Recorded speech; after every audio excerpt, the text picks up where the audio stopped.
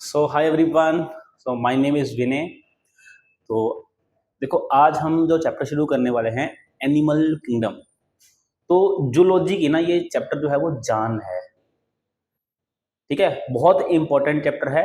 And अगर मेरे साथ पढ़ रहे हो तो बहुत इंटरेस्टिंग लगेगा ये चैप्टर। ठीक है, तो चैप्टर में हम एनिमल किंगडम को डिटेल में करेंगे। और अगर बात की जाए रेफरेंसेस की, तो इस लेक्चर के अंदर एनसीईआरटी को कंप्लीट कवर किया गया है। इसके अलावा जो एक बुक है, ए text book of zoology, JK Dhami and PS Dhami की बुक है, वॉल्यूम 1 नॉन कोडेटा। तो इस बुक से भी जो कंटेंट है वो लिया गया है। एंड अब देखो, चैप्टर की इंपॉर्टेंस की बात करते हैं। अगर मैं आपके एग्जाम की बात करूं तो आपके एग्जाम में अकेले इस चैप्टर से 5 to 9 क्वेश्चन। देखो, 5 क्वेश्चन तो आते ही आते हैं एनिमल किंगडम से। 6 भी आ सकते हैं, 7 भी आ सकते हैं, 8 भी आ सकते हैं, 9 भी आ सकते हैं। तो अपने आप में बहुत इंपॉर्टेंट ये चैप्टर है, तो इसमें कोई भी चीज छोड़नी नहीं है। अब क्योंकि हम बात एनिमल किंगडम की करते हैं, तो एनिमल किंगडम तक हम धीरे धीरे पहुंचेंगे। सबसे पहले हम देखते हैं बायोडाइवर्सिटी क्या होती है। तो देखो, बायोडाइवर्सिटी को अगर आप देखोगे तो यहाँ पे 2 वर्ड है, एक है बायो, दूसरा वर्ड है डाइवर्सिटी। बायो का मीनिंग यहाँ पे होता है लिविंग ऑर्गेनिज्म से, और डाइवर्सिटी का मीनिंग यहाँ पे क्या है, वेराइटी से। अब अर्थ पे लिविंग ऑर्गेनिज्म की वैरायटी, बहुत तरह के लिविंग ऑर्गेनिज्म इस अर्थ के ऊपर प्रेजेंट है। और अगर हम लिविंग ऑर्गेनिज्म को कैटेगराइज करते हैं ग्रुप्स के अंदर, तो सबसे अच्छी वाली जो क्लासिफिकेशन अभी तक जिसको हम फॉलो करते हैं वो है व्हिटेकर की 5 किंगडम क्लासिफिकेशन सिस्टम। तो इस 5 किंगडम क्लासिफिकेशन के अंदर जो लिविंग ऑर्गेनिज्म है, इसको 5 किंगडम में डिवाइड किया गया है। और वो 5 किंगडम कौन से हैं? एक है प्रोटिस्टा, यहां बैक्टीरिया लिखा हुआ है, एक्चुअली में किंगडम का नाम मोनेरा होता है। फंजाई है, प्लांट्स है, एंड एनिमल्स है। तो लिविंग ऑर्गेनिज्म को 5 कैटेगरी में डिवाइड किया गया है। और हम इन 5 कैटेगरीज में किसकी बात करने वाले हैं? हम एनिमल्स के बारे में बात करने वाले हैं। तो हमारा जो टॉपिक रहेगा दैट इज किंगडम एनिमेलिया, है ना। अब किंगडम एनिमेलिया तो ठीक है, लेकिन अगर एक बेसिक सा क्वेश्चन आपसे पूछा जाए कि बताओ एनिमल क्या होता है, तो एनिमल को कैसे डिफाइन करोगे? तो बहुत कुछ हम कैरेक्टर्स देखेंगे एनिमल्स के बारे में कि एनिमल्स एक्चुअली में होते क्या है।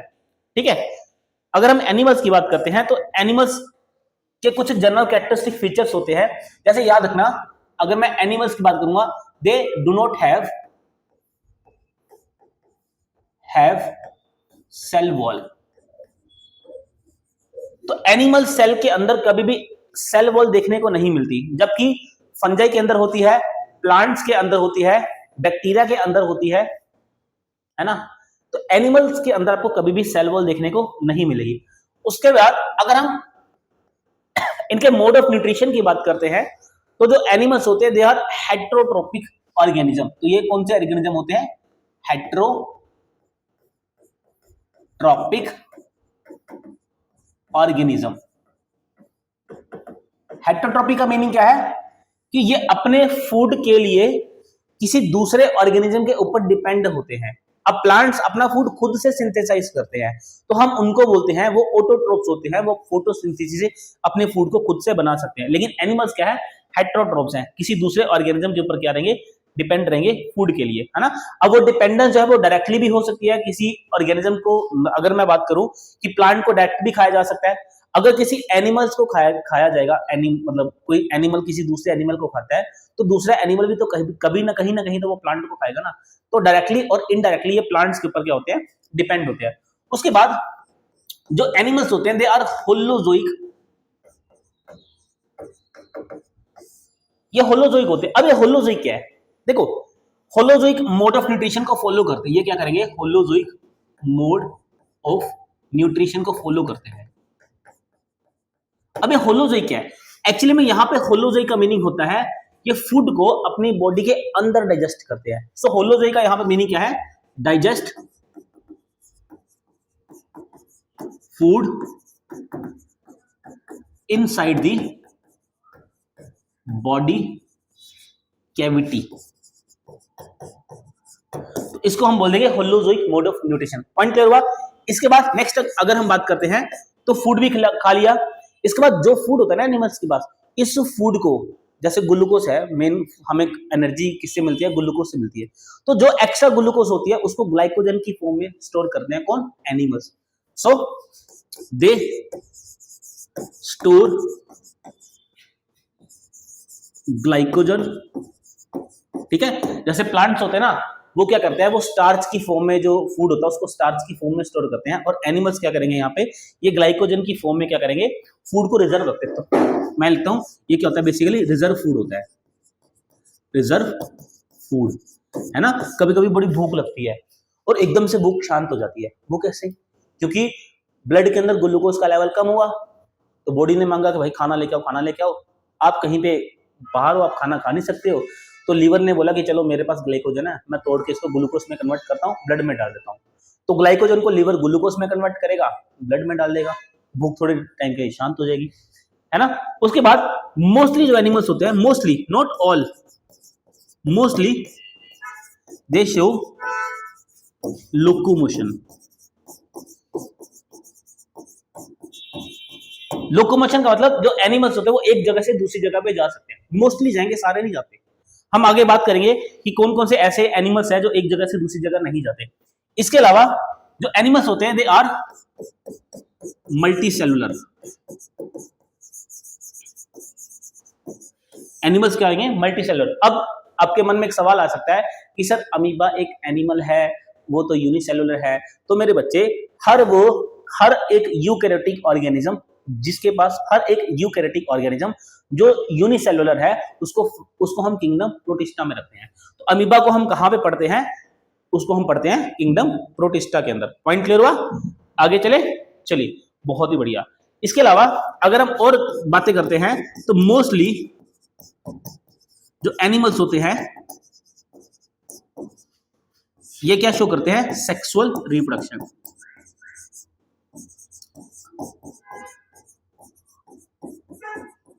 ठीक है जी। तो एनिमल मोस्टली क्या करते हैं? अब एनिमल्स के बारे में हमें क्या क्या इंपॉर्टेंट चीजें पता चल गई है? क्या क्या चीजें पता चली? तो एनिमल्स क्या होते हैं हमारे? होलोजोइक है, इंपॉर्टेंट बात है। इसके अलावा ग्लाइकोजन को स्टोर करते हैं रिजर्व फूड की फॉर्म में, लोकोमोशन शो करते हैं, मल्टीसेलुलर होते हैं एंड हेटरोट्रोपिक रहेंगे। एंड एक सबसे इंपॉर्टेंट बात तो हम ऊपर ही छोड़ दी उन्होंने, इनके पास do not have cell wall, इनके पास सेल वॉल नहीं होते। याद रखना, बहुत इंपॉर्टेंट कैरेक्टरिस्टिक फीचर है। चलिए, तो ये आपके सामने एक बड़ा प्यारा सा एनिमल है ना, स्क्विल है, ठीक है। चलिए नेक्स्ट बात करते हैं हम एनिमल किंगडम की क्लासिफिकेशन के बारे में। अब थोड़ा सा हायरार्की को देखते हैं। सबसे पहले हम लिविंग ऑर्गेनिज्म को 5 किंगडम में डिवाइड करते हैं, फिर हर किंगडम को हम किसमें डिवाइड करते हैं? फाइलम के अंदर। अब यहाँ पे एक्सेप्शन क्या है? जो प्लांट्स हैं, प्लांट्स में फाइलम की जगह पे क्या होता है? डिवीजन होता है। तो किंगडम के अंदर बहुत सारी फाइलम्स होती हैं। उसके बाद फाइलम्स की बात करते हैं, फाइलम्स के अंदर क्लास होती हैं, उसके बाद ऑर्डर होते हैं, देन फैमिली होती है, देन जीनस होता है, देन जाके आगे स्पीशीज की बात होती है। पॉइंट क्लियर हुआ? तो ये आपने इस चीज को ध्यान में रखना है कि किंगडम के अंदर फाइलम्स होते हैं। अब हमने क्या करना है? हमने एनिमल किंगडम को 2 पार्ट्स में पढ़ना है। पहला जो एनिमल किंगडम का पार्ट रहेगा, फर्स्ट पार्ट के अंदर हम क्या पढ़ेंगे? फर्स्ट पार्ट के अंदर हमने पढ़ना है नॉन कोडेट्स को, और सेकंड पार्ट के अंदर हम किसको पढ़ेंगे? कोडेट्स को। अब दोनों में क्या डिफरेंस रहेगा? देखो, नॉन कोडेट्स को हम पढ़ेंगे, एक मिनट, अगर हम नॉन कोडेट्स की बात करते हैं तो नॉन कोडेट्स को हम पढ़ेंगे अप टू क्लास।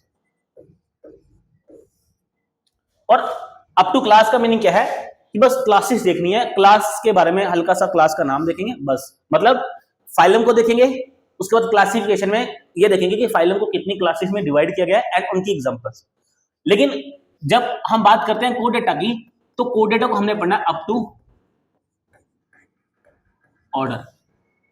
मतलब कोडेटा के अंदर हमने फाइलम भी पढ़नी है, क्लास भी डिटेल में पढ़नी है एंड ऑर्डर को भी पढ़ना है। और ऑर्डर के यहाँ पे हम नेम देखेंगे, ऑर्डर्स के सारे नाम देखेंगे एंड उनकी एग्जांपल्स को देखेंगे। तो ये हमारा क्या रहेगा? क्राइटेरिया। इसके अलावा ये जो आपके सामने छोटा सा चार्ट बना हुआ है, ये वाला फ्लो चार्ट जो बना हुआ है आपके सामने, ये वाला इसको हल्के में मत लेना बच्चे। आपके एग्जाम को अगर आप देखोगे तो इसके ऊपर भी क्वेश्चन आया हुआ है। किंगडम के बाद क्या आएगा? फाइलम, फाइलम के बाद क्लास, क्लास के बाद, हाँ जी, क्लास के बाद हमारा ऑर्डर आएगा, then family, then genus, then species. 2 बार लिख के देखोगे अपने आप समझ आ जाएगा। ठीक है, चलिए अब हम बात करते हैं हमारे एनिमल किंगडम के बारे में। तो एनिमल किंगडम की जो क्लासिफिकेशन है, जैसे कि अभी मैंने बोला कि हमने एनिमल किंगडम को फाइलम्स के अंदर डिवाइड करना है, क्लासिफाई करना है। अब जो एनिमल किंगडम को कुछ फाइलम्स के अंदर क्लासिफाई किया गया है, तो क्लासिफाई करने के कुछ रूल्स होते हैं, कुछ कैरेक्टरिस्टिक फीचर्स होते हैं। तो यहाँ पे मेजर, यहाँ पे कुछ कैरेक्टरिस्टिक फीचर्स आपके सामने लिखे हैं। इन कैरेक्टरिस्टिक फीचर के बेसिस पे एनिमल किंगडम को फाइलम्स में डिवाइड किया गया। अभी एक एक करके हम इन सारी के सारी जो सारे के सारे जो कैरेक्टरिस्टिक फीचर्स हैं इनको डिटेल में देखेंगे। एंड एक बड़ी समस्या स्टूडेंट के सामने क्या आती है, बहुत सारे बच्चे बोलते हैं सर ये ना याद नहीं होता, ये सारी की सारी क्या है, फाइलम्स है। Phylum Porifera, Coelenterata, Ctenophora, Platyhelminthes, Aschelminthes, Annelida, Arthropoda, Mollusca, Echinodermata, Hemichordata, कोडेटा, सब याद ही नहीं होते। तो लेक्चर के एंड में मुझे बताना, आपको मैं ट्रिक बताऊंगा बड़ी प्यारी सी, एक प्यारी सी ट्रिक बताएंगे, उस ट्रिक को याद रखना। आपको सारे के सारे जो फाइलम्स के नेम है वो अच्छे तरीके से याद रहेंगे। तो ये बच्चे फाइलम्स के नेम हमें आने चाहिए, ठीक है। बाकी दूसरी बात, जैसे जैसे हम आगे बढ़ते चले जाएंगे आपका इंटरेस्ट ऑटोमेटिकली एनिमल किंगडम में बढ़ेगा, ऑटोमेटिकली इंटरेस्ट बढ़ेगा एंड सारे के सारे नेम्स आपको अपने आप याद हो जाएंगे। तो जो स्टूडेंट्स फर्स्ट टाइम पढ़ रहे हैं तो बिल्कुल भी टेंशन नहीं लेनी आपने, ठीक है। चलिए, तो कौन कौन से कैरेक्टरिस्टिक फीचर है यहाँ पे जिनके बेसिस पे एनिमल किंगडम को क्लासिफाई किया है, क्लासिफिकेशन की गई है फाइलम्स के अंदर। Level of organisation, germ layers है यहाँ पे, सिलोम है जिसको बॉडी कैविटी बोलते हैं, सिमेट्री है यहाँ पे, नोटोकोड है एंड एक कैरेक्टर है यहाँ पे सेगमेंटेशन। इसमें जो सेगमेंटेशन वाला कैरेक्टरिस्टिक फीचर रहेगा इसको हम बाद में पढ़ेंगे जब हम फाइलम्स को पढ़ेंगे। बाकी सारे के सारे कैरेक्टर्स जो है उसको हम साथ साथ में पढ़ते चले जाएंगे, ठीक है। चलिए, तो अब शुरुआत करते हैं। डर तो नहीं लग रहा एनिमल किंगडम के लिए? विश्वास करना, मजा आएगा आपको, है ना। चलिए बात करते हैं सबसे पहले कैरेक्टरिस्टिक फीचर की। तो सबसे पहला जो कैरेक्टरिस्टिक फीचर है वो है लेवल ऑफ ऑर्गेनाइजेशन। अब लेवल ऑफ ऑर्गेनाइजेशन क्या चीज है? बहुत सिंपल सी बात है, देखो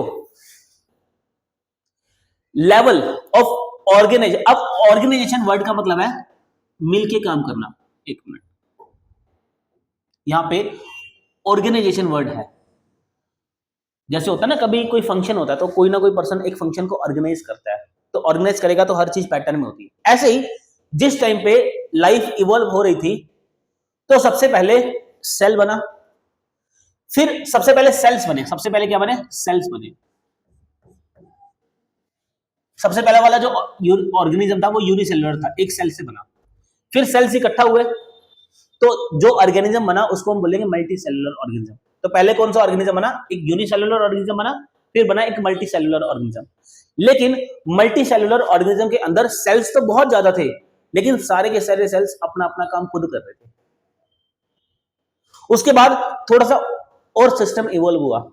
अब क्या थे, अब कुछ सेल्स ने ग्रुप बनाया कि देखो भाई ऐसा है, हम ना सारे के सारे सेल्स मिलके बॉडी को प्रोटेक्ट करेंगे, हम ना सारे के सारे सेल्स मिलके फूड को डाइजेस्ट करेंगे। कुछ ग्रुप ऑफ सेल ने बोला कि हम मूवमेंट में रोल प्ले करेंगे। तो जब एक जैसे सेल का ग्रुप होता है, वो एक जैसा फंक्शन परफॉर्म करता है, तो इस ग्रुप को हम टिश्यू बोलते हैं। और ऐसे ऑर्गेनिज्म जिनके अंदर आपको टिश्यूज देखने को मिलते हैं, हम बोलेंगे कि वहां पे टिश्यू लेवल ऑफ ऑर्गेनाइजेशन है। थर्ड बात, अब क्या हुआ कि कुछ टिश्यूज जो थे वो मिले और उन्होंने ऑर्गन्स की फॉर्मेशन कर दी। जैसे अगर आप अपने स्टमक को देखोगे तो स्टमक के अंदर क्या है? टिश्यूज हैं। कौन कौन से टिश्यू हैं? एनिमल्स की बात करूं तो एपिथेलियल टिश्यू है, इसके अलावा मस्कुलर टिश्यू है, नर्वस टिश्यू है ना, ठीक है, कनेक्टिव टिश्यू है। तो ये 4 तरह के टिश्यू मिले, उन्होंने बोला कि देखो भाई हम ऐसे चैम्बर की फॉर्मेशन करेंगे जो डाइजेशन में रोल प्ले करेगा। ऐसे ही इंटेस्टाइन भी एक ऑर्गन बन गई, लीवर भी एक ऑर्गन बन गया, पेनक्रियास भी एक ऑर्गन बन गया, तो ऑर्गन्स बन चुके हैं। तो इस लेवल को हम बोलेंगे कि अब किसी एक ऑर्गेनिज्म के अंदर ऑर्गन बन चुके हैं, तो हम उस लेवल को बोलते हैं ऑर्गन लेवल ऑफ ऑर्गेनाइजेशन। और उसके बाद क्या हुआ कि जो ऑर्गन सिर्फ और सिर्फ डाइजेस्टिव सिस्टम के अंदर, जो ऑर्गन जिनका जो रोल था वो फूड को डाइजेस्ट करने में था, एब्जॉर्ब करने में था, उन्होंने मिलकर एक सिस्टम बना दिया कि देखो भाई लीवर आया, हमारा पेनक्रियास आया, लार्ज इंटेस्टाइन आई, स्मॉल इंटेस्टाइन आई, स्टमक आया, इसोफेगस आई। तो इन्होंने बोला कि भाई ऐसा है, हम मिलके एक सिस्टम बनाते हैं, हम सारे लोग मिलके फूड खाएंगे, हम सारे लोग मिलके फूड को डाइजेस्ट करेंगे। अब बन गया डाइजेस्टिव सिस्टम। ऐसे ही लंग्स थे, रिब्स थी, डायफ्राम था, ये मिले, इन्होंने बोला कि देखो हम बनाएंगे रेस्पिरेटरी सिस्टम। किडनीज थी, यूरिनरी ब्लैडर था, यूरेटर था, इन्होंने बोला कि देखो भाई ऐसा हम बनाएंगे एक्सक्रीटरी सिस्टम। तो इस तरीके से अब एक ऑर्गेनिज्म के अंदर क्या डेवलप हो चुका है, ऑर्गन सिस्टम बन चुके हैं, है ना। तो अब देखो सेल्स होगा, सेल से टिश्यू लेवल आता है, टिश्यू से ऑर्गन्स बनते हैं, ऑर्गन से ऑर्गन सिस्टम बनता है, एंड वो ऑर्गन सिस्टम मिलके क्या बना देगा, ऑर्गेनिज्म बना देगा। तो अब क्या होता है, इसी चीज के बेसिस पे कुछ ऑर्गेनिज्म, कुछ एनिमल्स ऐसे होते हैं जिनके अंदर बहुत सारे सेल्स होते हैं, लेकिन वो सेल्स अपना अपना काम खुद करते हैं। तो हम बोलते हैं कि उनके अंदर जो ऑर्गेनाइजेशन है वो कैसी है, वो बहुत सिंपल वाली ऑर्गेनाइजेशन है, उसको बोलेंगे cellular level of organisation, cellular level of organisation. और यहां पे जो सबसे पहली एग्जांपल आती है, यहां पे फाइलम एक ही है बस, और वो है फाइलम पोरीफेरा। सिर्फ एक ही फाइलम है। एनिमल किंगडम के अंदर 11 फाइलम्स हैं, उनमें से सिर्फ एक ऐसी फाइलम है, फाइलम पोरीफेरा, जिसके अंदर आपको सेलुलर लेवल ऑफ ऑर्गेनाइजेशन देखने को मिलेगा। हर सेल अपना अपना काम खुद करेगा। उसके बाद थोड़ा सा और एडवांस लेवल होता है, अब आता है, अब कुछ सेल्स मिलकर टिश्यूज की फॉर्मेशन करते हैं, हम बोलेंगे अब आ गया टिश्यू लेवल, आ गया जी लेवल, अब आ गया tissue level of organisation, tissue level of organisation. अब यहां पे क्या बन चुके हैं, यहां पे जो टिश्यूज हैं वो बन चुके हैं, और इसकी एग्जांपल है हमारी phylum Coelenterata and phylum Ctenophora. धीरे धीरे आपको समझ आ जाएगा सारा कुछ। थर्ड लेवल की बात करते हैं। अब क्या हुआ, अब जो टिश्यूज थे इन्होंने मिलकर ऑर्गन्स बना दिया, भाई हम ऑर्गन बनाएंगे। अब हो गया हमारा ऑर्गन लेवल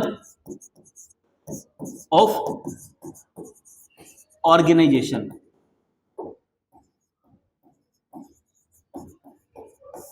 और यहां पे जो एग्जांपल आती है वो आती है, एक ही फाइलम है ऐसी, दैट इज प्लेटीहेल्मिन्थस। एक ही फाइलम है प्लेटीहेल्मिन्थस, जिसके अंदर आपको ऑर्गन लेवल ऑफ ऑर्गेनाइजेशन देखने को मिलेगा। उसके बाद हमारी नेक्स्ट एक लास्ट कैटेगरी यहां पे क्या देखने को मिलती है, that is organ system level of organ system level of organisation. अब इसके अंदर एग्जांपल जो आती है वो आती है हमारी यहां पे फाइलम एसके हेलमिन्थिस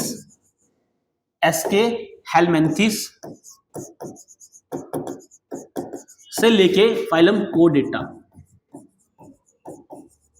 इन सभी फाइलम्स के अंदर आपको organ system level of organisation देखने को मिलेगा, सभी के अंदर आपको ऑर्गन्स देखने को मिलेंगे। तो पॉइंट क्लियर हुआ, है ना।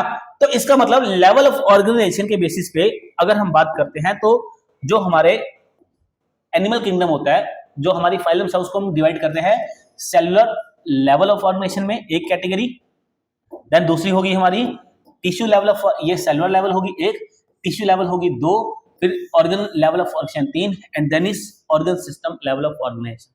ठीक है, तो इनके अंदर सिर्फ सेल्स प्रेजेंट रहेंगे, इनके अंदर जो है वो टिश्यूज बन चुके हैं, यहाँ पे ऑर्गन्स बन चुके हैं, एंड यहाँ पे क्या बन चुका है, यहाँ पे ऑर्गन सिस्टम बन चुका है। ओके, एंड जैसे जैसे हम आगे बढ़ते चले जाएंगे एनिमल किंगडम में, वैसे वैसे क्या होता चलेगा, एनिमल एडवांस होते चलेंगे। और यहाँ पे सबसे एडवांस कौन सा लेवल ऑफ ऑर्गेनाइजेशन है, सबसे एडवांस है हमारा organ system level of organisation. Point clear. चलिए नेक्स्ट हम बात करते हैं हमारे अगले कैरेक्टरिस्टिक फीचर की, जर्म लेयर्स। देखो नाम बड़ा प्यारा है इसका, जर्म लेयर। तो देखो जर्म लेयर्स ऐसी लेयर्स होती हैं जिनसे हमारी बॉडी के सारे ऑर्गन्स बनते हैं। ध्यान से सुनो, देखो फर्टिलाइजेशन हुई, जाइगोट बना, जाइगोट के बाद ना 3 लेयर्स बनती हैं, किसी किसी ऑर्गेनिज्म के अंदर 2 लेयर्स बनती हैं। नाम सुना होगा आपने, एक्टोडर्म, एंडोडर्म एंड मेसोडर्म। तो यहाँ पे तीनों लेयर्स का नाम लिख रहा हूं मैं। 3 लेयर कौन कौन सी होती है, एक्टोडर्म, एंडोडर्म एंड मेसोडर्म। एक मिनट, एक्टोडर्म, एंडोडर्म एंड, देखो कुछ ऐसे ऑर्गेनिज्म आपको देखने को मिलेंगे जिनके अंदर सिर्फ 2 ही जर्म लेयर्स होती हैं। तो ऐसे ऑर्गेनिज्म जिनके अंदर आपको दो जर्म लेयर देखने को मिलती हैं, ऐसे ऑर्गेनिज्म को हम बोलते हैं डिप्लोब्लास्टिक ऑर्गेनिज्म। तो ऐसे ऑर्गेनिज्म जिनके अंदर आपको दो ही जर्म लेयर देखने को मिलेंगे, ये हो गए हमारे डिप्लोब्लास्टिक ऑर्गेनिज्म, इसको हम डिप्लोब्लास्टिक बोलेंगे। एंड एग्जांपल बड़ी इंपॉर्टेंट है बच्चे, यहां पे एग्जांपल है यहां पे हमारी फाइलम पोरीफेरा से लेके फाइलम पिनोफोरा, ये सारे के सारे जो तीनों की तीनों फाइलम्स है बच्चे, इन तीनों फाइलम्स के अंदर हमें क्या देखने को मिलेंगे, सिर्फ दो ही जर्म लेयर्स देखने को मिलती हैं। अब एग्जाम में एक स्टेटमेंट आती है, बड़ी प्यारी सी स्टेटमेंट आती है, दी मतलब किसी भी फाइलम के अंदर एक ऑर्गेनिज्म का नाम बोल देंगे या एक स्पॉन्जेस बोल देंगे, जैसे फाइलम पोरीफेरा के अंदर स्पॉन्जेस होते हैं। Sponges are made up of ectoderm and endoderm. तो क्या ये स्टेटमेंट सही है? एकदम करेक्ट स्टेटमेंट है। स्पॉन्जेस के अंदर दो ही लेयर्स होती हैं, एक होती है एक्टोडर्म और एक होती है एंडोडर्म। पॉइंट क्लियर हुआ? चलिए, अब कुछ ऐसे भी ऑर्गेनिजम्स होते हैं जिनके अंदर एक तीसरी लेयर और होती है, वो होती है हमारी मीजोडर्म। तीसरी लेयर और कौन सी रहेगी? That is mesoderm. तो यहां लिखते हैं नीचे हम, थर्ड लेयर यहां पे क्या रहेगी? मीजोडर्म। मीजोडर्म।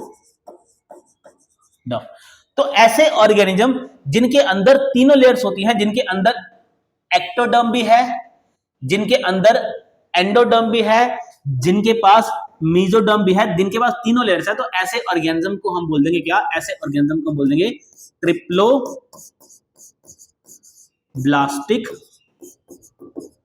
ऑर्गेनिज्म। ठीक है जी। और यहां पे एग्जांपल की बात कीजिए, यहां पे क्या एग्जांपल है कि बच्चे, यहां पे फर्स्ट ऐसी फाइलम जिसके पास तीनों लेयर्स प्रेजेंट होती हैं, वो होती है प्लेटीहेल्मिन्थस। तो पहली फाइलम यहां पे आएगी प्लेटीहेल्मिन्थस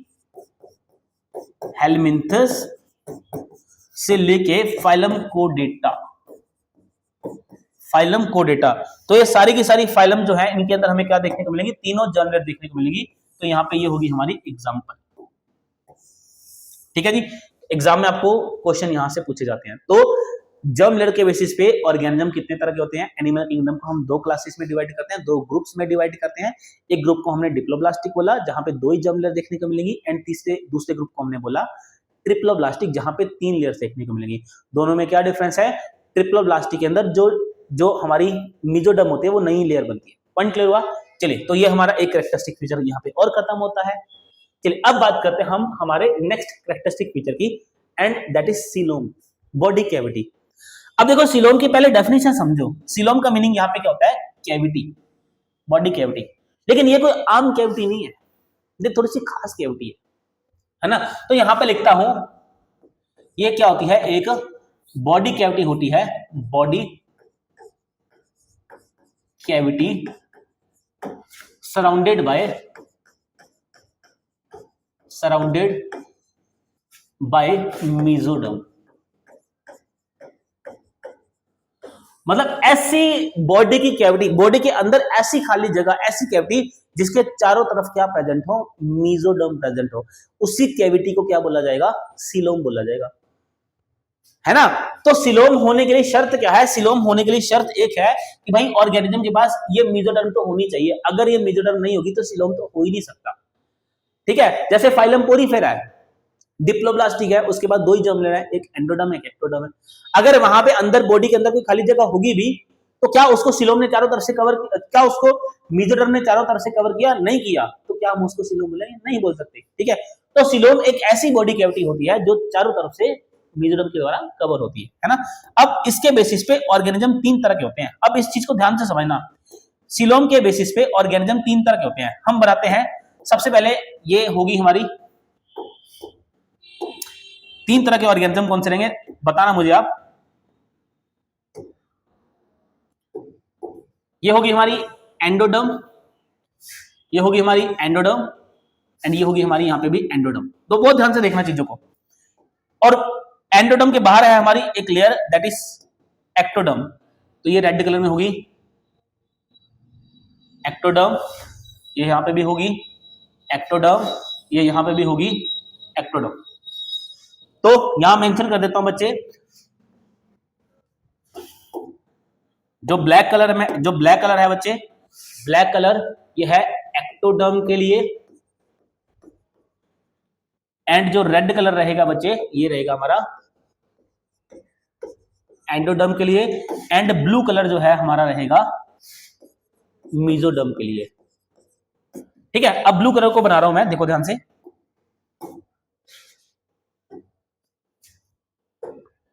देखते चले आओ।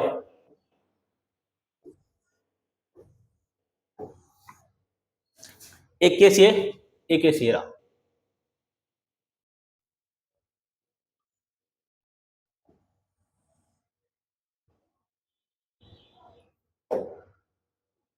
ये थोड़ा सा टेढ़ा बना है, इसको समझना, ठीक है।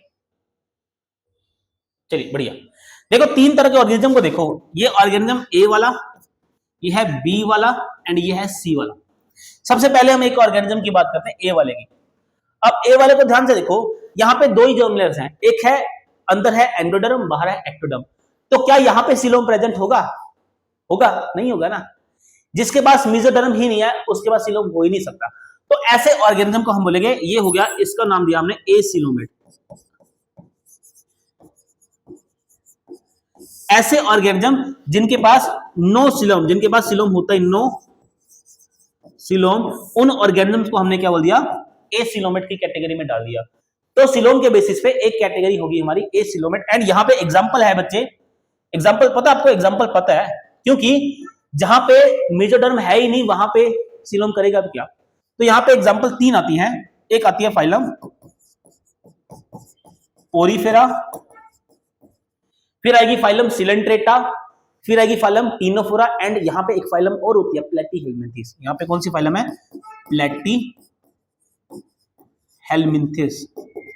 अब आप मुझसे शिकायत कर सकते हो कि सर प्लेटीहेल्मिंथिस के अंदर तो अभी अभी आपने बोला था तीनों जर्म लेयर्स होती है। बिल्कुल होती है, लेकिन एक बड़ी अच्छी बात बताता हूं इवोल्यूशन के बारे में। इवोल्यूशन बच्चे स्टेप बाय स्टेप होता है, धीरे धीरे होता है।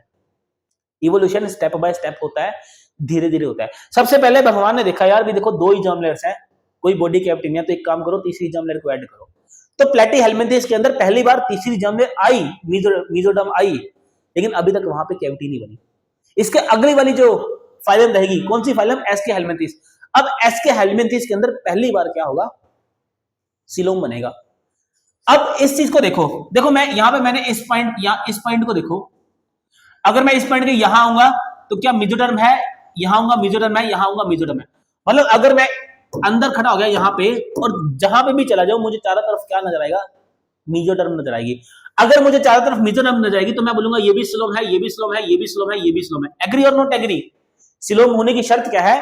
The cavity which is surrounded by mesoderm. तो अगर आप यहां पे देखोगे तो ये मेसोडर्म चारों तरफ से इस कैविटी को कवर किया हुआ मेसोडर्म ने। लेकिन अगर मैं इस पॉइंट की बात करूं, आप यहां पे इस साइड जाओगे, आप बोलोगे सर मेसोडर्म है, ये सिलोम है। आप इस साइड आओगे, सर मेसोडर्म है, ये सिलोम है। लेकिन जब आप इस तरफ जाओगे आप बोलोगे नहीं नहीं सर ये तो एक्टोडर्म है, मेसोडर्म, ये एक्टोडर्म है, मेसोडर्म नहीं है। इसका मतलब ये जगह कैविटी नहीं है, सिलोम नहीं है। आप इस तरफ आओगे, अब बोलोगे नहीं नहीं सर देखो अब तो हमने एंडोडर्म को देख लिया, इसका मतलब जिस पॉइंट पे हम खड़े हैं ये पॉइंट सिलोम नहीं हो सकता। तो किसी किसी अगर आप यहां खड़े होगे तो आपको लगेगा सिलोम है, यहां रहोगे तो पता लगेगा सिलोम नहीं है। तो कहीं कहीं पे तो लग रहा है कि सिलोम है, कहीं कहीं पे लग रहा है सिलोम नहीं है।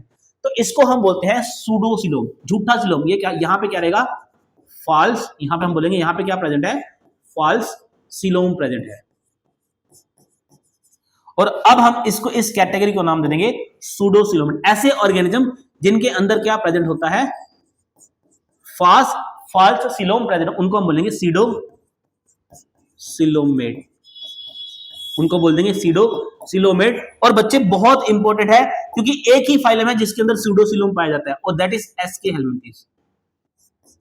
एस्के हेल्मिंथिस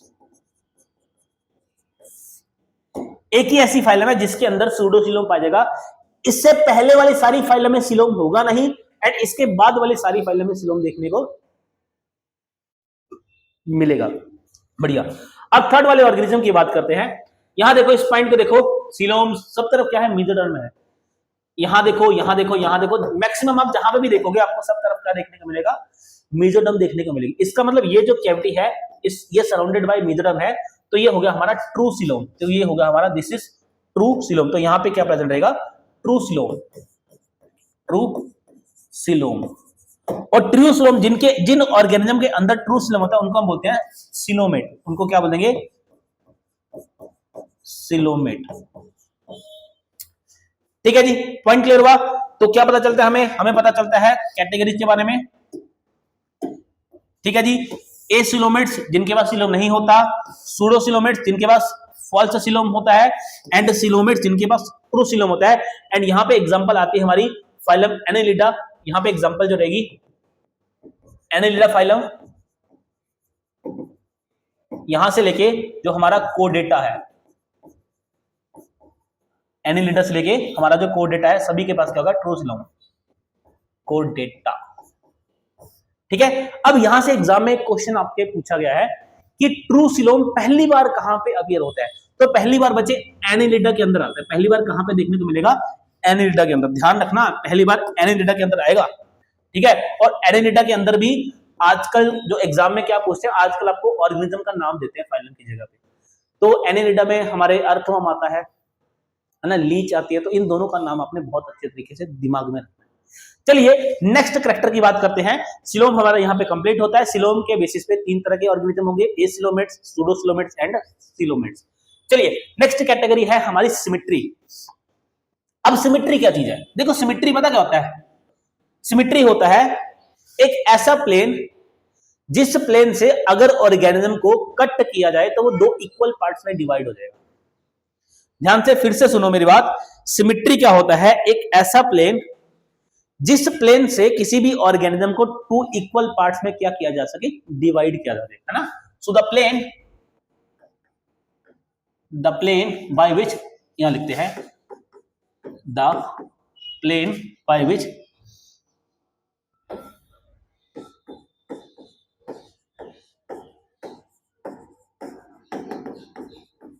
एन organism is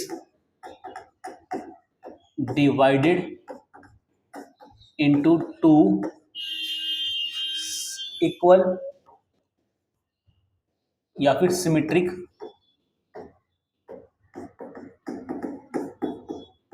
पार्ट्स। ऐसे प्लेन को हम क्या बोल देंगे, ऐसे प्लेन को हम बोल देंगे, वेरी गुड, क्या बोल देंगे, ऐसे प्लेन को बोल देंगे ये है सिमेट्री। ठीक है, सिमेट्रिक प्लेन। अब एक शर्त है इस प्लेन की, इस प्लेन की एक शर्त देख लो, ये प्लेन पता कौन सा है, ये plane always pass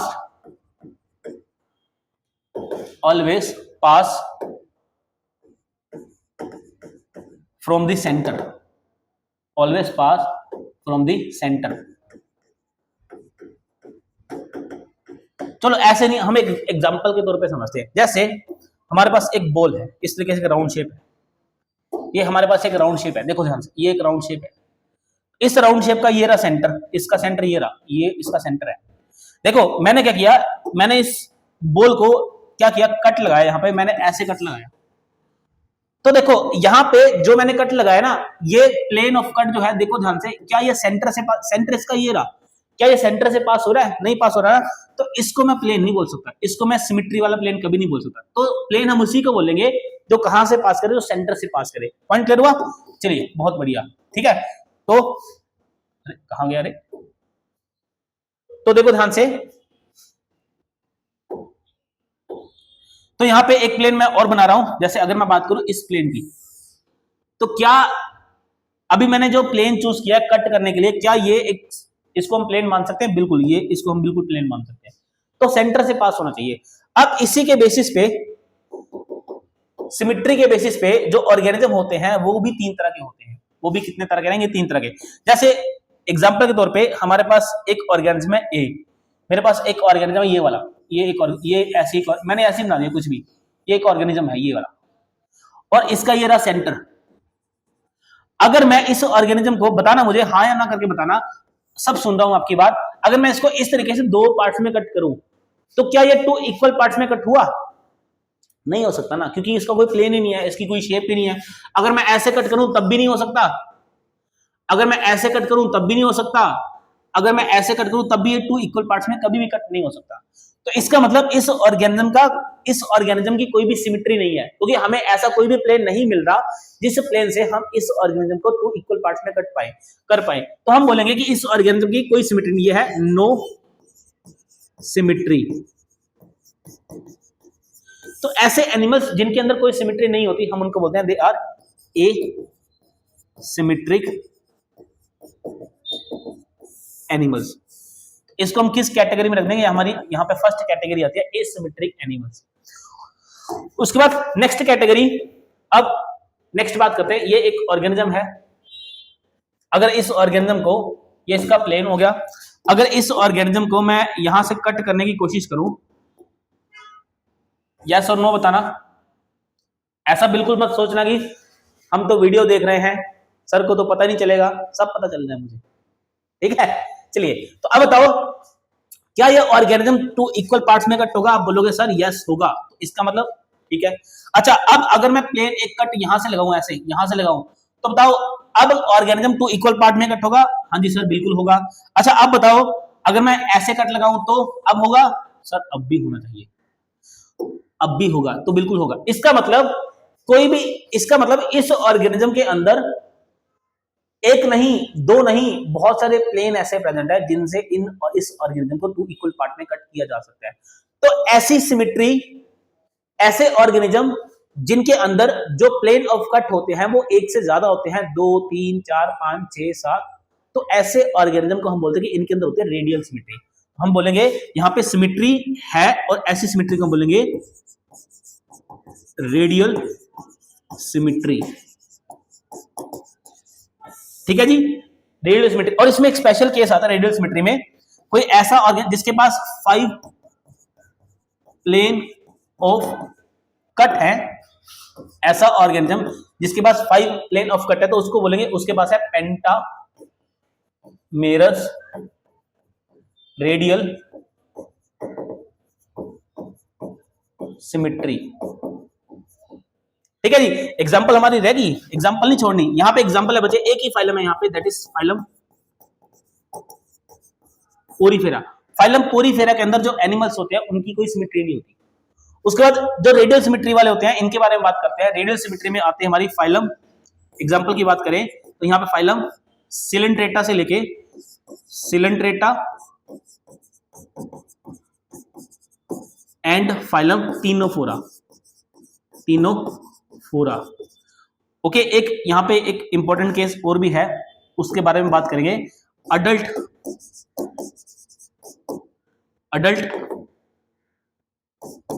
of Echinodermata.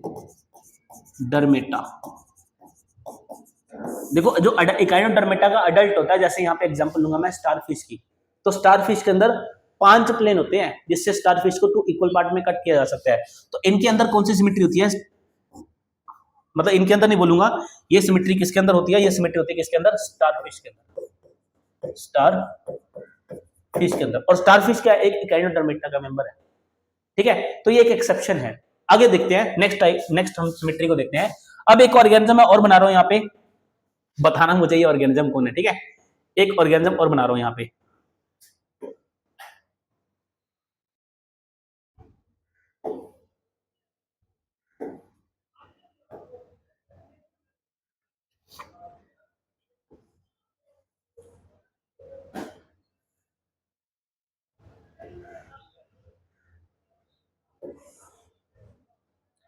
चलो बताओ, ह्यूमन है ना। देखो अगर मैं इस ह्यूमन को, अब मुझे आंसर करना आप, अगर मैं इस ह्यूमन को ऐसे कट करूं तो क्या ये ह्यूमन 2 इक्वल पार्ट्स में कट हो जाएगा? नहीं होगा। दोनों आंखें तो ऊपर रहेगी, दोनों हाथ तो ऊपर रहेंगे, सॉरी, है ना। अच्छा, अगर मैं इसको ऐसे कट करूं तो अब होगा? अब भी नहीं होगा। ऐसे कट करूं तो अब होगा? अब भी नहीं होगा। ऐसे कट करूं अब भी नहीं होगा। लेकिन अगर मैं इसी ऑर्गेनिज्म को, इसी ह्यूमन को कुछ इस डायरेक्शन में कट करता हूं, ऐसे कट करता हूं, तो क्या अब ये 2 इक्वल पार्ट में कट होगा? बिल्कुल होगा सर, यहां पे तो होना चाहिए। अगर मुझे यहां से ऐसे डाइसेक्ट ऐसे कट किया जाए तो मेरी बॉडी 2 इक्वल पार्ट में डिवाइड हो जाएगी, है ना। इसके अलावा कोई और ऐसा प्लेन जिससे मेरी बॉडी को 2 इक्वल पार्ट में डिवाइड किया जा सके, कोई भी नहीं मिलेगा। इसका मतलब इसके बाद सिर्फ और सिर्फ एक ही ऐसा प्लेन है जिससे इस वाले ऑर्गेनिज्म को 2 इक्वल पार्ट में कट किया जा सकता है। तो ऐसी मतलब only one plane of symmetry, तो ऐसी सिमेट्री को बोलेंगे, इसको बोलते हैं बाइलेटरल सिमेट्री। तो ये हमारी कौन सी सिमेट्री होगी, हम बोलेंगे ये होगी हमारी बाइलेटरल सिमेट्री, है ना, जहां पे सिर्फ और सिर्फ एक ही प्लेन होता है जिससे ऑर्गेनिज्म को 2 इक्वल पार्ट में कट किया जाए, ऐसी सिमेट्री को हम बोलेंगे बाइलेटरल सिमेट्री। ठीक है जी। और ये बाइलेटरल सिमेट्री कहां होती है, ये बाइलेटरल सिमेट्री देखने को मिलती है हमें, स्टार्टिंग इसकी होती है फाइलम प्लेटीहेल्मिन्थेस से, है ना, यहां लिखता हूं साइड में, यहां लिख देते हैं कहां पे प्रेजेंट होती है। एग्जांपल यहां ये स्टार्ट होगी प्लेटीहेल्मिन्थेस से लेके फाइलम कोडेटा तक, और यहां पे बीच में स्टार लगा के लिख लो इकाइनोडर्मेटा। इकाइनोडर्मेटा के पास कौन सी होती है, रेडियल सिमेट्री होती है, अभी हमने किया। इकाइनोडर्मेटा के पास कौन सी सिमेट्री रहेगी, यहाँ पे रेडियल सिमेट्री रहेगी, एक्सेप्शन है, बाकी जब हम इकाइनोडर्मेटा को करेंगे तो हमें और चीजें क्लियर हो जाएगी। और याद रखना एनिमल किंगडम में जो भी एक्सेप्शनल केस हैं ये बहुत इंपॉर्टेंट होते हैं, ये एग्जाम में क्वेश्चन बन के आते हैं। ठीक है, चलिए, तो इस तरीके से हमने क्या किया, हमने सिमेट्री के बेसिस पे जो ऑर्गेनिज्म थे उनको 3 पार्ट्स में डिवाइड कर दिया। पहली कैटेगरी में रखे ऐसे एनिमल जिनके पास कोई सिमेट्री नहीं है, एसिमेट्रिक ऑर्गेनिज्म हो गए। फिर जिनके पास एक से ज्यादा प्लेन ऑफ सिमेट्री है, हमने उनको बोल दिया रेडियल सिमेट्री है, और जिनके पास एक ही सिमेट्री है उनको हमने बोल दिया बाइलेटरल सिमेट्री बोल दिया। ठीक है जी। चलिए नेक्स्ट कैरेक्टरिस्टिक फीचर की बात करते हैं, नोटोकोड। देखो नोटोकोड बड़ा सिंपल सा फीचर है। नोटोकोड के बेसिस पे हम एनिमल किंगडम को 2 फाइलम्स में डिवाइड करते हैं, जिनके पास नोटोकोड है, जिनके पास नोटोकोड नहीं है ना। तो देखो जिनके पास नोटोकोड नहीं है, एब्सेंट, इस ग्रुप को हम बोल देंगे नॉन कोडेटा, और जहां पे नोटोकोड प्रेजेंट होती है इसको हम बोलते हैं कोडेट्स, है ना। सो ऐसे ऑर्गेनिज्म जहां पे नोटोकोड नहीं होती उनको बोलेंगे नॉन कोडेट्स बोल देंगे, नॉन कोडेट्स, और जहां पे कोडेट होगी वो मतलब उनको हम कोडेट्स बोल देंगे, है ना। अब एक ही फाइलम ऐसी है, only one phylum, only one phylum, और उसका नाम क्या है, फाइलम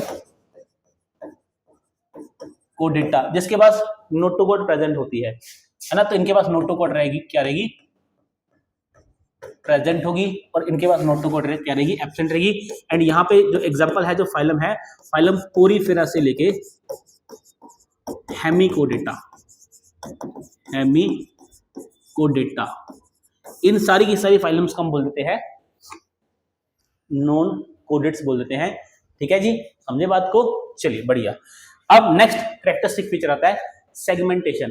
देखो सेगमेंटेशन को जब हम हर फाइलम को डिटेल में पढ़ेंगे तब हम इसके बारे में पढ़ेंगे, लेकिन एक चीज यहाँ पे इंपॉर्टेंट बताता हूं, क्या होता है ना, बॉडी के अंदर सेगमेंट्स डिवाइड करते हैं, तो ट्रू सेगमेंटेशन जो होती है, इसके ऊपर एग्जाम में क्वेश्चन था, ट्रू सेगमेंटेशन ऐसा बोला जाता है कि 2 ऑर्गेनिज्म के अंदर ट्रू भी होती है, रिपीटेड होती है, उसको बोलते हैं, जो आर्थ्रोपोड है एंड एनिलिडा, इनके अंदर हमें ट्रू सेगमेंटेशन देखने को मिलती है। ट्रू सेगमेंटेशन का मतलब है जहां पे सेगमेंट्स क्या होते हैं, डिवाइड होते हैं। उसके बाद क्या होता है, इसके बाद की जो फाइलम्स होती है वहां पे क्या होता है, इसके बाद की जो फाइलम्स होती है वहां पे जो सेगमेंट्स होते हैं वो फ्यूज कर जाते हैं, एक बड़ा सेगमेंट बनाते हैं जिसको टेग्मा बोल देते हैं। तो जब फाइलम्स को देखेंगे तब बात करेंगे। इसके अलावा जो ट्रू सेगमेंटेशन होती है, इसका मीनिंग समझो, what is the meaning of true segmentation. True segmentation का मतलब होता है कि बॉडी जो है वो डिवाइडेड, जो है body divided externally and internally. मतलब जो आपको बॉडी का सेगमेंट नजर आ रहा है ना, बाहर से अंदर से भी बॉडी डिवाइडेड है, लेकिन कुछ ऐसे भी ऑर्गेनिज्म है जहां पे जो बॉडी होती है वो एक्सटर्नली तो डिवाइड होती है, बट नॉट इंटरनली। और ये देखने को मिलता है हमें टेप वर्म के अंदर। और ऐसी सेगमेंटेशन को हम बोलते हैं सूडो सेगमेंटेशन। ऐसी सेगमेंटेशन बोलेंगे सूडो सेगमेंटेशन, ठीक है, क्योंकि एग्जाम में क्वेश्चन है इसके ऊपर। तो सूडो सेगमेंटेशन हमें कहां देखने को मिलती है? हमें ये जो टेप फॉर्म है उनके अंदर देखने को मिलती है। ठीक है जी, पॉइंट क्लियर हुआ? तो क्या क्या कौन कौन से हमने कैरेक्टर्स पढ़ लिए? हमने बहुत सारे कैरेक्टर्स पढ़े।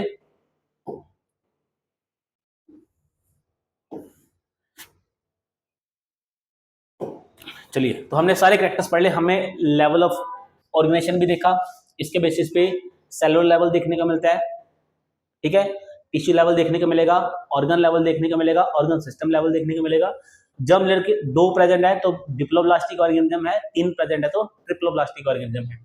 सिलोम की बात करेंगे तो जिनके पास मेसोडर्म है, सिलोम पहली बात तो उनके पास होता है। लेकिन ऐसी कौन सी फाइलम है जिसके पास मेसोडर्म भी है लेकिन सिलोम फिर भी नहीं है? Answer is Platyhelminthes. ऐसी कौन सी फाइलम है जिसके पास मेसोडर्म तो है लेकिन ट्रू सिलोम नहीं है? सिलोम भी है लेकिन ट्रू नहीं है, एस्केहेल्मिन्थेस। ठीक है, सिमेट्री की बात करते हैं तो सिमेट्री क्या होता है? एक ऐसा प्लेन जिससे ऑर्गेनिज्म को 2 इक्वल पार्ट में डिवाइड किया जा सके, है ना। जिनके पास कोई प्लेन नहीं होता उनको हम एसिमेट्रिक ऑर्गेनिज्म बोलते हैं। जिनके पास एक से ज्यादा प्लेन होते हैं रेडियल सिमेट्री बोलते हैं। जिनके पास सिर्फ एक ही प्लेन होता है उनको बोलते हैं बाइलेटरल सिमेट्री। ठीक है, एंड बाइलेटरल सिमेट्री की पहचान होती है जिस ऑर्गेनिज्म के अंदर को हेड दिख जाएगा ना, हेड, उसके अंदर बाइलेटरल सिमेट्री होती है, ध्यान रखना हमेशा। फिर आता है नोटोकोड, जिनके पास प्रेजेंट है कोडेट्स बोलेंगे, एक ही फाइलम है फाइलम कोडेटा। जिनके पास एब्सेंट है नॉन कोडेट्स बोल देंगे। फाइलम पोरीफेरा से लेके हेमिकोडेटा तक सब क्या है? नॉन कोडेट्स हैं। फिर आता है सेगमेंटेशन, सेगमेंटेशन को हम डिटेल में पढ़ेंगे। अब बात थी ट्रिक की कि सर हम याद कैसे करेंगे इन फाइलम्स को? तो एक ट्रिक है, शॉर्टकट है, ध्यान से देखो। यह है पोको चाय पीने, पोको चाय पीने आ मैं हूं चल। क्या बोलना है आपने बोलना है पोको चाय पीने आ मैं हूं चल। यहां पे पोको में पी ओ का मतलब है फाइलम पोरीफेरा, सी यू का मतलब है सिलेंट्रेटा, चाय में सी का मतलब है टीनोफोरा, पीने में पी का मतलब है प्लेटीहेल्मिन्थेस, ए में 3 ए है एडेलिडा, सॉरी एस्केहेल्मिन्थेस, एडेलिडा, आर्थ्रोपोडा, एम का मतलब है मोलस्का, ई का मतलब है इकानोडर्मेटा, एच का मतलब है हेमिकोडेटा, सी एच का मतलब है कोडेटा। तो इस तरीके से आप फाइलम्स को भी याद कर सकते हैं। 2-3 बार लिख के देखो, ठीक है। क्या बोलना है आपने बोलना है पोको चाय पीने आ मैं हूं चल, है ना। तो चलिए, इसके साथ हम आज के लेक्चर को यहीं खत्म करते हैं। आई होप आपको सारी चीजें समझ आई होंगी और लेक्चर को फिर से रिवाइज करना। कल जब आओगे तो चीजों को मैं बहुत सारी चीजों को पूछने वाला हूं आपसे, ठीक है। तो अच्छे से पढ़ के आना and thank you so much for watching this lecture. मिलते हैं हम अगली वीडियो में। Take care and all the best.